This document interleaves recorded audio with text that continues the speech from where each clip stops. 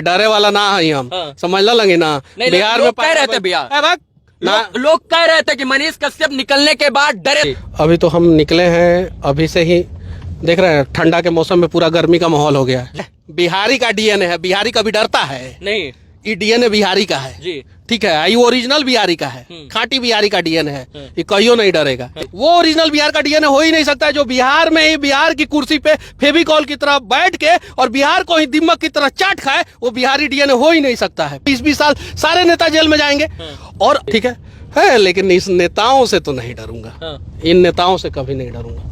आपको नहीं लगता है कि आपको इतना दिन जेल में रहना और ये एनएसए जैसी धाराएं आपके ऊपर लग जाना ये नेताओं की ही करतूत है? कहीं उनका भी हाथ हो सकता है? हाथ हो सकता है, उनका हाथ, पांव, टांग, आंख, नाक, मुंह, गर्दन, गला सब उन्हीं का है, तभी जाके मेरे ऊपर रहने से लगा। दुख की घड़ी छटी है और उस किरण का, उस एक नए युग का उदय हुआ है जिस किरण का इंतजार सब कोई कर रहा था। बिहार के 38 जिला के साथ साथ देश के तमाम लोग कर रहे थे।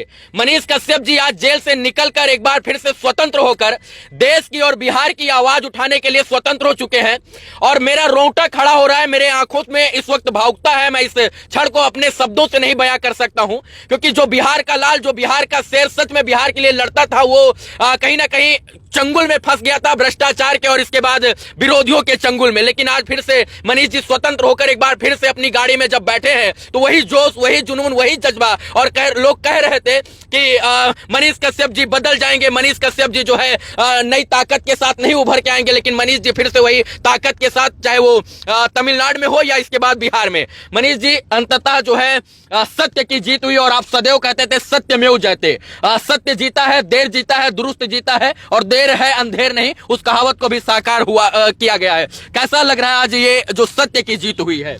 बस बिहार में मैं पैदा हुआ हूँ और बिहार में ही दशरथ मांझी पैदा हुए थे, बिहार में ही वीर कुंवर सिंह, बिहार में ही गुरु गोविंद सिंह पैदा हुए थे, माँ सीता जो है बिहार में ही पैदा हुई थी।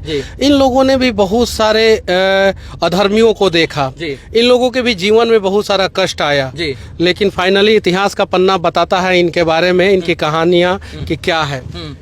इतिहास तय करेगा कि मनीष कश्यप क्या है क्या नहीं है। नेल्सन मंडेला साउथ अफ्रीका के थे, लगभग 32-33 साल वो जेल रहे, लेकिन आज साउथ अफ्रीका का इतिहास का कोई भी किताब खोल के देख लीजिए तो उनके बारे में क्या है वो। तो वर्तमान में बहुत सारे लोग हैं जो आपको जो है कष्ट देने का प्रयास करेंगे, जो मुझे देने का प्रयास किया गया। मैंने बोला पुल गिर गया, पुल गिरेगा, पुल गिर गया, पुल गिर गया, तो मनीष कश्यप बोल रहा है कि पुल गिरेगा और आप पुल जिसने गिराया उसके ऊपर कार्रवाई न करके मनीष कश्यप को जेल में डाल दो ताकि हम गिराने वाले ठेकेदार को ठेका देंगे और उसमें बिहार के लोग दब के मरेंगे और आवाज उठाने वाला कोई नहीं रहेगा। लेकिन उन लोगों को नहीं पता था कि एक मनीष कश्यप को अगर सलाखों के पीछे डालोगे तो हजारों मनीष कश्यप पैदा होंगे। और बिहार में स्थिति आप देख सकते हैं कि अभी पूरा ब्रह्मांड में सबसे ज्यादा डिजिटल मीडिया के पत्रकार बिहार में है। रीजन क्या है, कौन है, वो सबको पता है, बताने की जरूरत नहीं है। और किसने मुझे जेल में डाला था वो सबको पता है। श्री कृष्ण भी कंस से लड़े थे, ठीक है, कंस भी श्री कृष्ण के अपने ही थे। मेरे भी कुछ अपने ही लोगों ने, बिहार के लोगों ने ही मुझे जेल में डाला था, वो लोग भी अपने ही है। जाति होती तो मैं मानता नहीं हूँ, यहाँ बांटा गया है। खून का रिश्ता होता है। हम बिहार में पैदा हुए, हिंदुस्तान में पैदा हुए तो सब लोग भाई बहन हैं, लेकिन उसी में से कोई किसी के खिलाफ साजिश करता है, कोई अच्छा करता है, कोई बुरा करता है। आपकी गलती क्या थी मनीष कश्यप जी जो आपको जेल में डाल दिया गया? आपकी गलती आप अपने मुंह से बताएंगे? आप बताइए, पिछले 25 साल से कोई नेता जो है मजदूरों के लिए आवाज उठाया हो? जाइए गूगल सर्च मारिए और देखिए। कोई मीडिया में मजदूरों की स्थिति, दयनीय स्थिति को दिखाई जाती हो, गूगल सर्च मारिए, देख लीजिए। अब मजदूरों के ऊपर चर्चा होने लगा है, मजदूरों के ऊपर, पलायन के ऊपर हो रहा है चर्चा, हर चीज पे। मैं तो यही चाहता हूं कि पूरे देश में जितने भी मजदूर हैं, जितने भी उनका वहाँ की सरकारें, लोकल सरकारें, स्थानीय सरकारें, जैसे महाराष्ट्र के हों तो महाराष्ट्र की सरकार, बिहार के हों तो बिहार की सरकार, उनका 25 लाख रुपया का इंश्योरेंस करें और उनको पेमेंट कितना दिया जा रहा है, हफ्ते में कितने घंटे काम लिया जा रहा है, कितने दिन काम लिया जा रहा है, महीना में कितने दिन काम लिया जा रहा है और साल में कम से कम 60 दिन की छुट्टी पेड लीव दी जा रही है कि नहीं दी जा रही है, ये वहाँ की स्टेट गवर्नमेंट का काम है, वो तय करे। बिहार में सबसे ज्यादा मजदूर है अभी वर्तमान समय में, उन मजदूरों के लिए मैं आवाज उठाया था। अब तो मैं अपने केस के लिए सीबीआई जांच की मांग करूंगा, हाई कोर्ट में मैं अप्लाई करूंगा कि केस का सीबीआई जांच हो कि आखिर तमिलनाडु में त्रिपुर में हुआ क्या था। मतलब आप सीबीआई से दरख्वास्त करेंगे कि हमारे केस की सीबीआई जांच हो? अरे हम सोर्स किसको मानेंगे? हम गूगल को सोर्स नहीं माने, हम पेपर को सोर्स नहीं माने, हम नेताओं के भाषण को सोर्स नहीं माने, हम विधानसभा को सोर्स नहीं माने, तो सोर्स मानेंगे किसको?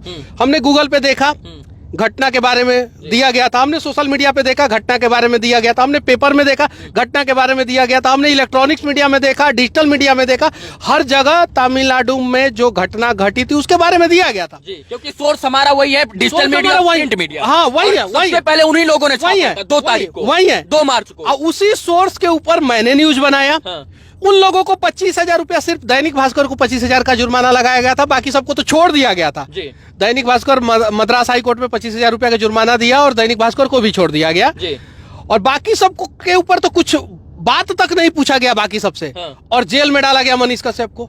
अरे हमारा अपराध क्या है पहले ये बताइए, मजदूरों के लिए। चलिए आज आपको भी नहीं पता कि आपका अपराध क्या है। सरकार इस सवाल का जवाब पूरा बिहार जानना चाहता है कि आपका अपराध क्या है। मैं सरकार से कहना चाहता हूं कि चलिए, अगर आपके नजर में मैंने झूठ वीडियो बनाया है तो आप बताइए किसके लिए बनाया। मनीष कश्यप अपने घर के लिए बनाया है? जी। अपने लिए बनाया नहीं, मजदूरों के लिए बनाया है। और मजदूरों के लिए अगर मैं झूठ बोलूं तो आप एनएसए लगा देते हैं। आप पूरा राज्य के साथ झूठ बोल रहे हैं, देश के साथ झूठ बोल रहे हैं कि हम ये करेंगे, 5 साल में वो करेंगे, और आप वो काम नहीं कर पा रहे हैं, तो आपके ऊपर तो यूएपीए लग जाना चाहिए। बिल्कुल एकदम यूएपीए लग जाना चाहिए और आप लोगों को नॉन अवेलेबल में डाल देना चाहिए। 20-20 साल सारे नेता जेल में जाएंगे। और अगर सरकार के हिसाब से मैंने झूठ नहीं बोला है, मैं फिर से कहना चाहता हूं, मैं सोर्स के हिसाब से बात किया हूं। अगर सरकार के हिसाब से लगता है कि मनीष कश्यप झूठ बोला है और उसको जेल में डाल दिया जाए एनएसए के तहत, तो मैं अब तो नेताओं का भाषण निकाल निकाल के आप लोगों को दिखाऊंगा कि ये नेता ने ये झूठ बोला, ये नेता ने ये झूठ बोला, इनको भी जेल में डालो, इनको भी जेल में डालो। मैं साक्ष्य के साथ दूंगा कि इन्होंने बोला था इतने करोड़ को ये करेंगे, इन्होंने को बोला था इतने लाख को ये करेंगे, इन्होंने बोला था इस जिला में ये करेंगे, इन्होंने बोला था उस जिला में वो करेंगे, इन्होंने बोला था इस जाति के लिए ये करेंगे, इन्होंने बोला था उस धर्म के लिए वो करेंगे। और सारा डिटेल्स, समय सीमा उन लोगों ने बताया, वो सारा डिटेल्स निकाल के मैं इन लोगों को दिखाऊंगा कि आप लोगों के ऊपर कौन एनएसए लगाएगा, कौन यूएपीए लगाएगा। भैया बिहार के लोगों ने, सच बात है कि आपके लिए लड़ाई लड़ी, चाहे वो तन से हो, इसके बाद मन से हो, या ग्राउंड पर उतर कर तमाम प्रकार की लड़ाई लड़ी। जेल में 9 महीना आप लगभग रहे हैं, तमिलनाडु रहे, इसके बाद बेऊर जेल में आपको शिफ्ट किया गया।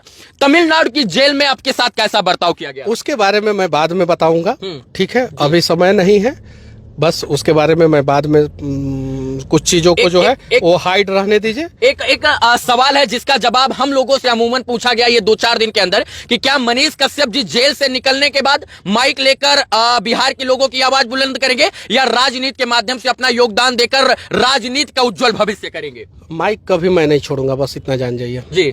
माइक नहीं छोड़ूंगा, बस माइक लेकर ही लड़ाई लड़ी। माइक कभी मैं नहीं छोड़ूंगा।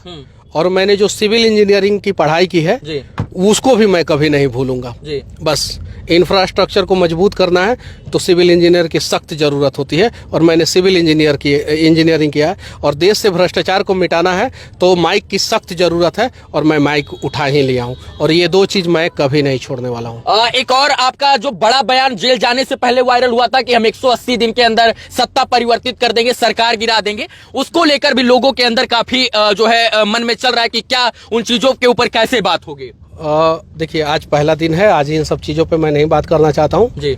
बस इतना जानिए कि कंस, रावण और दुर्योधन का अत्याचार ज्यादा दिन तक नहीं टिक पाया। ये तीनों द्वापर, त्रेता और सतयुग, ठीक है, ये तीनों जो है उसमें खत्म हुए। अभी कलयुग में भी वैसे बहुत सारे लोग हैं, उनका भी आतंक खत्म होगा, उनका भी अत्याचार खत्म होगा, उनका भी भ्रष्टाचार करने वाले लोगों का भ्रष्टाचार खत्म होगा। आज नहीं तो कल नया सवेरा बिहार में भी जरूर होगा।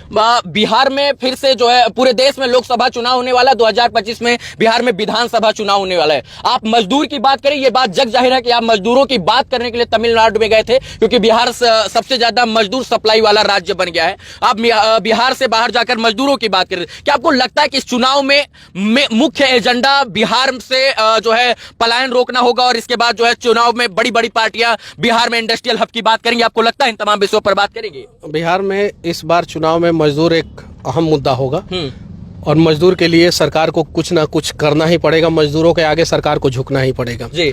इस बार किसी भी हाल में, कोई भी सरकार हो, भाजपा हो, कांग्रेस हो, आरजेडी हो, जदयू हो, कोई भी सरकार हो, सपा हो, कोई भी, जिसको भी बिहार में चुनाव लड़ना है, जिसको भी, उसको मजदूर के लिए कुछ ना कुछ करना होगा। जिसको चुनाव जीतना है उसको मजदूर के लिए कुछ ना कुछ करना होगा, सिर्फ बात नहीं, जमीन पे कुछ ना कुछ करना होगा।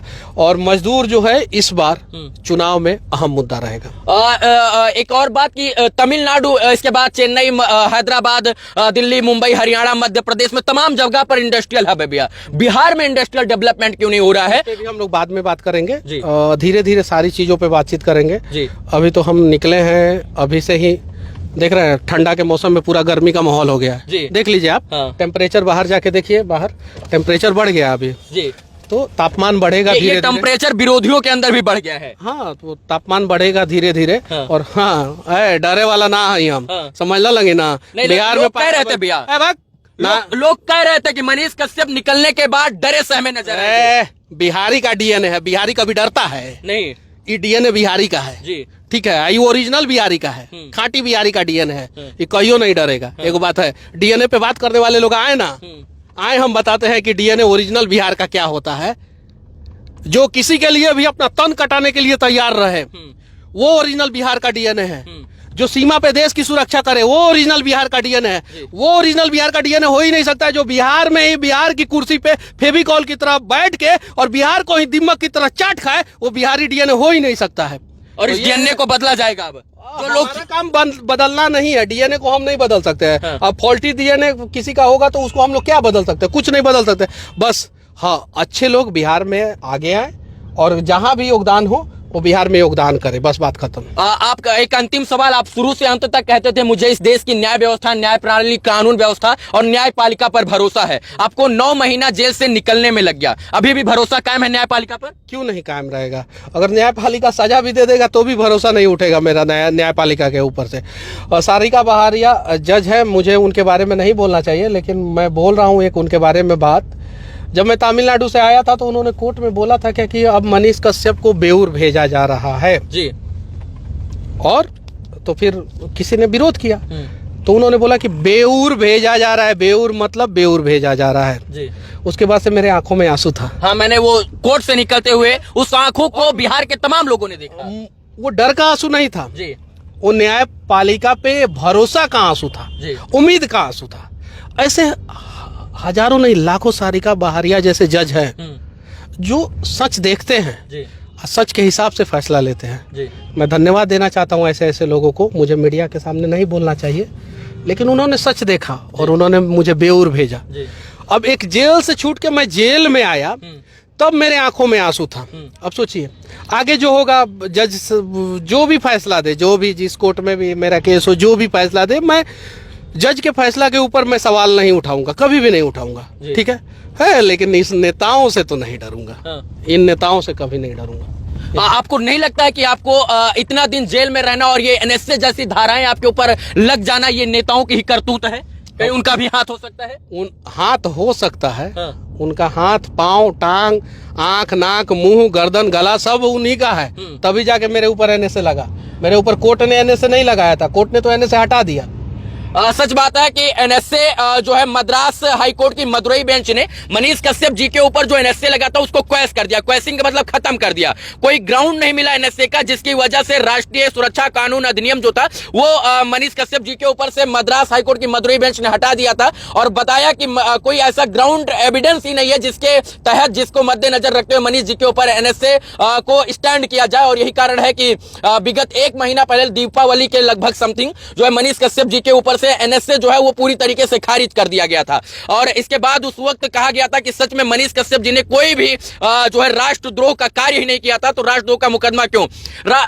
तमाम लोग हैं जो देश के विपरीत जाकर भी देश को में लड़ाने का, दंगा फैलाने का, हिंदू मुस्लिम कराने का, हिंदू मुस्लिम को लड़ाने का के नाम पर जो है जातीय उन्माद फैलाते हैं, धार्मिक उन्माद फैलाते हैं, उनके ऊपर एनएसए नहीं लगता है। आप मजदूर की बात की, आपके ऊपर एनएसए लग गया। मैं जेल में था, मदुरई जेल में था मैं जी। टाइम्स ऑफ इंडिया मैं पढ़ता था। मैं बहुत सारा अखबार पढ़ता था, जितना भी इंग्लिश अखबार आता था, हिंदी तो आता नहीं था वहाँ पे। जितना भी इंग्लिश अखबार, the Hindu, times of India, Deccan Chronicle और भी बहुत सारा अखबार था, इंडियन एक्सप्रेस, ये सब पढ़ता था तो बिहार का खबर देता था। उस बीच में बिहार में बहुत सारा दंगा हुआ, बेगूसराय में हुआ और भी बहुत सारे जगहों पे। उन लोगों के ऊपर एनएसए क्यों नहीं लगाया गया जो दंगा किया बिहार में? मेरे वीडियो की वजह से तो बिहार में कभी दंगा नहीं हुआ, मेरे ऊपर एनएसए लगा दिया गया। तो ये नेता जो है अपनी राजनीति रोटी सेकने के लिए ऐसा करते रहते हैं। और जो देखते हैं कि देखिए समस्या क्या है। एक और सवाल है इसमें कि आप सारे सवालों का जवाब मैं बाद में दूंगा। एक अंतिम सवाल कि आप जब तक बिहार में थे भैया तब तक कोई जो है आपके ऊपर एकदम नॉर्मल धारा थी, लेकिन जैसे ही आप तमिलनाडु पहुंचे सारा एनएसए वहीं से लगा, वो भी तमिलनाडु से। देखिए तमिलनाडु गवर्नमेंट को जो है मेरे से तो कोई मतलब ही नहीं था, मेरे बारे में तमिलनाडु गवर्नमेंट जानता भी नहीं था। यहाँ से जो आदेश हुआ वो वहाँ पे पालन हुआ जी, बस इतना ही कहूँगा।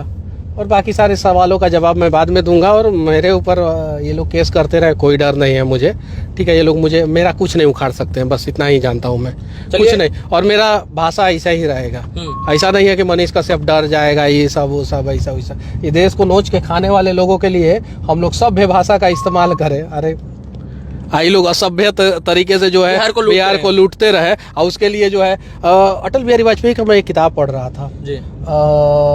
उसमें लिखा हुआ था कि सरकार के तर्कस में अनेकों तीर होता है जो पत्रकारिता को कभी भी दबा सकता है। मेरे मैं जेल में वो किताब पढ़ा। और हरिशंकर परसाई एक राइटर हैं, उनका मैं किताब पढ़ रहा था, भीगता हुआ स्वतंत्रता और ठिठुरता हुआ गणतंत्र। जब वो किताब आप लोग पढ़िएगा तो उसमें एक्चुअल मायने पता चलेगा कि पत्रकारिता को कैसे दबाया जाता है, और आज़ादी का मकसद मतलब क्या है, और गणतंत्र का मतलब क्या है। तो मैं बोलूँगा जितने भी पत्रकारिता लोग कर रहे हैं, कभी समय मिले तो कुछ किताबें पढ़िए ऐसे ऐसे महापुरुषों का।